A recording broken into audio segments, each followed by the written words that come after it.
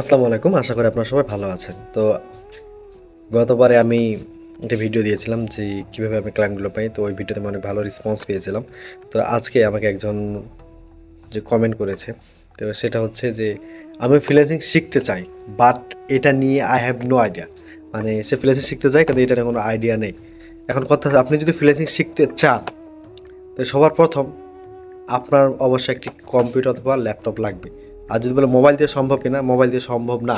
কারণ মোবাইল দিয়ে আপনি ক্লাসগুলো করতে পারবেন কিন্তু হচ্ছে আপনি কি করতে পারবেন না, আপনি প্র্যাকটিস করতে পারবেন না, কারণ ক্লায়েন্টের সবগুলো কাজ করতে পারবেন না। সেক্ষেত্রে আপনার ল্যাপটপ লাগবে।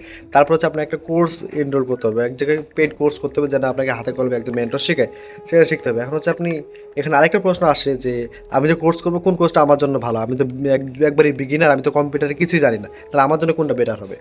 তো যদি আপনি বিগিনার একবার হয়ে থাকেন তাহলে আমি আপনাকে বলবো আপনি ডিজিটাল মার্কেটিংটা শিখেন। এখন ডিজিটাল মার্কেটিং ওখানে বেসিক টু অ্যাডভান্স সব ধরনের শেখায়, তো আপনি ওইটাই শিখেন। ওইটাতে শিখলে আপনি কম্পিউটারের বেসিক ধরনের সব কিছু পেয়ে যাবেন। এটা শেখার পরে তারপর আপনি কোনটার উপরে এক্সপার্ট হতে চান সেটা আপনি করতে পারেন। ঠিক আছে?